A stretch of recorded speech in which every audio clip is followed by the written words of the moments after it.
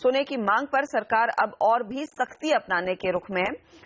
अप्रैल से ज्वेलरी खरीदना महंगा हो सकता है।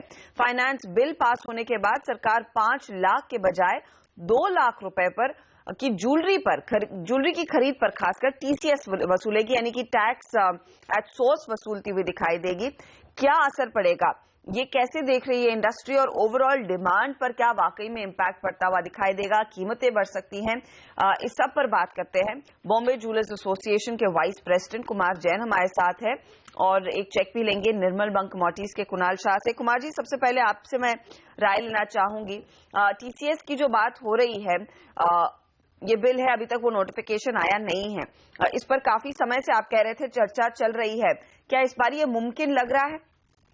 2012 से सरकार ने जो टीसीएस ज्वेलरी पे लागू किया था 2%, तब से लेके आज तक इसकी चर्चा जरूर हुई है, लेकिन सरकार ने इसको अब तक लागू नहीं किया था। लेकिन इस फाइनेंस बिल में ऐसा लगता है कि जैसे इसकी कल चर्चा हुई है, तो इस फाइनेंस बिल में हो सकता है कि सरकार ये TCS tax collected at the source 1% लागू करे। ऑलरेडी ज्वेलरी पे 1.20% यानी ₹1.20 वैट यहाँ पे आम आदमी को ज्वेलरी लेते समय भरना पड़ता ही है। उसमें एडिशन में सरकार ने जो 2 लाख का पैन कार्ड का इश्यू बनाया था, तो वो भी एक लिमिट आई हुई है। अब दूसरा यहाँ पे इस गत बिल में उन्होंने 3 लाख रुपए के ऊपर कैश परचेज और सेल पे सरकार ने एक प्रोविजन रखा है कि आप कर नहीं सकते, और करते हो तो आपको इतने 100% यानी 3 लाख के ऊपर 3 लाख पेनल्टी है, और इम्प्रिजनमेंट भी हो सकता है। तो ये सब मिलाकर सरकार का जो रवैया है कि अगर इसको जितना कसना चाहे उतना कस सकते हैं, ताकि लोगों की जो परचेजिंग है ज्वेलरी पे वो कहीं न कहीं जाके वो कम हो।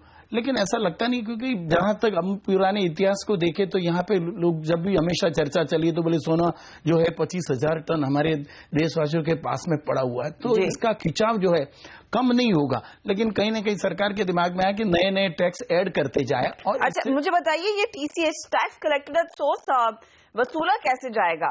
अज्यूमिंग ये नोटिफाई सरकार कर देती है, क्या कस्टमर को देना पड़ेगा, या फिर आप कस्टमर से कलेक्ट करेंगे और उसके बाद क्वार्टरली बेसिस पर ये भरा जाएगा सरकार के खातों में? कैसे होगा ये प्रक्रिया, कैसे होगी? जिस तरह से हम लोग वैट भरते हैं कि ₹1.20 100 पे ₹1.20 उनको पे करना पड़ता है, इसी तरह वो ऐड करके ₹2.20 पूरे टोटल अमाउंट पे भरा जाएगा, और डायरेक्ट हर 3 महीने क्वार्टरली, और जैसे या तो 6 मंथ से लोगों को ये वैट भरना पड़ता है, उसी हिसाब से वो ऐड करके अगर लागू पड़ता है 1 अप्रैल से, तो वो ₹2.20 उस पर भरना पड़ेगा। तो आपको क्या लग रहा है, क्या कस्टमर्स डिसवेड होंगे? वाकई में डिमांड पर इसका असर पड़ता हुआ दिखाई दे सकता है क्या आगे? नहीं, बिल्कुल देख सकते हैं कि लास्ट जब से डिमोनेटाइजेशन का जो नया ऐड किया था, तब से लेके आज तक लोगों के पास कैश तो है ही नहीं। जो भी इस समय जो बिजनेस चल रहा है, या तो रिसाइकल गोल्ड पे चल रहा है, जो कि अपना पुराना गोल्ड कस्टमर लेके आता है, उसको कन्वर्ट करके ले जाता है, या पुराना इन्वेस्ट किया हुआ गोल्ड, प्योर गोल्ड जो लोगों ने अपने समय में अच्छे समय में जब पैसे की सेविंग का जो कन्वर्ट किया हुआ गोल्ड है, उस गोल्ड से अब बिजनेस चल रहा है। और देख रहे हैं कि आप हमेशा देखो, जैसे फॉर आज भी एग्जाम्पल देखे तो गोल्ड जो है डिस्काउंट में बिक रहा है, तो कहीं ना कहीं जाके इसकी मांग में धीरे धीरे ग्रेजुअली कमी आ रही है, और इसमें और अगर इस तरह से टैक्स ऐड होते तो लोगों का खिंचाव कम होता जाएगा। और सरकार के दिमाग में एक और प्लानिंग है कि भाई जितने भी ऑर्गेनाइज सेक्टर्स है उनको ज्यादा बेनिफिट देके अनऑर्गेनाइज लोग जितने हैं उनको सरकार हटाना चाहती है। तो ये पॉसिबल है कि सरकार अनऑर्गेनाइज को ऑर्गेनाइज करना चाहती है, ये इसे वैसे देखना चाहिए, ना कि उल्टा। वो अनऑर्गेनाइज सेक्टर को खत्म नहीं करना चाहती, उनको और ऑर्गेनाइज करना चाहती है, और उन्होंने कारण भी दिए हैं क्यों। कुणाल, मैं आपकी राय लेना चाहूंगी। इस बार हम देख रहे हैं सोने की डिमांड कुछ नरम पड़ी है, क्या ऐसे जो कदम उठाए हैं सरकार ने, चाहे वो डिमोनेटाइजेशन के बाद वाले कदम हो या फिर फाइनेंस बिल में जो बात हो रही है कि शायद tax collected at source 2 lakh पर लगाया, 2 लाख की ज्वेलरी पर लगाया जाएगा, जो पहले 5 लाख का प्रपोजल था, आपको क्या लग रहा है, ये डिसवेडिंग फैक्टर्स हैं डिमांड के लिए? इस शॉर्ट टर्म के लिए डेफिनेटली डिमांड पे इम्पैक्ट आ सकता है negative, until and unless the consumer get used to this, but demand point of view से definitely we are going to see some more hit on Indian market. So इससे demand पे आपको आने वाले 2-3 महीने में एक मेजर इम्पैक्ट देखने मिल सकता है। ऐसी स्थिति में कुमार जी फिर क्या आपको लग रहा है ज्वेलर्स को भी हरकत में आनी होगा, और शायद प्राइसिंग के लिहाज से एक बार फिर आप लोगों पर दबाव आएगा? अगर सेल्स बढ़ानी है आपने, तो आपने ऑफकोर्स अब शायद वो मेकिंग चार्जेस में कॉम्प्रोमाइज करना पड़ेगा। कैसे हैंडल करेंगे आप बिजनेस को ऐसे माहौल में? नहीं, वैसे तो जैसे जैसे पास्ट में भी अगर देखा जाए तो जैसे इंपोर्ट ड्यूटी की भी चर्चा करें तो 1% थी, 10% हुई, तो बढ़ के आई तो लोगों ने उसको झेला ही है, लोगों ने सहन किया ही है, लोग पैसे ले रहे हैं। ज्वेलरी जो एक ऐसी चीज है कि जिससे हिंदुस्तान का जहां तक सवाल है तो वहां उसका खिंचाव कभी कम नहीं होना है। हो सकता है जितने भी टैक्स ऐड होंगे उसके हिसाब से उसके रेट बढ़ेंगे, और रेट बढ़ने से आम आदमी जो है अपनी शादियों के लिए रिसाइकल गोल्ड, इन्वेस्टेड गोल्ड उसको यूज करेगा, और जो जहां तक कैश परचेज का सवाल है या परचेज एक्स्ट्रा परचेज का सवाल, उसमें वो टैक्स पे करके अपने आप को वहीं कंटिन्यू करेगा ही, उसमें कोई ज्यादा फर्क नहीं पड़ना है मेरे ख्याल से। लेकिन आपके पास आई एम श्योर डेटा होगा सर, अब तक पिछले अगर 4 महीनों की बात करें किस तरह की सेल्स रही हैं, ओवरऑल इंडस्ट्री फिगर्स क्या कह रहे हैं?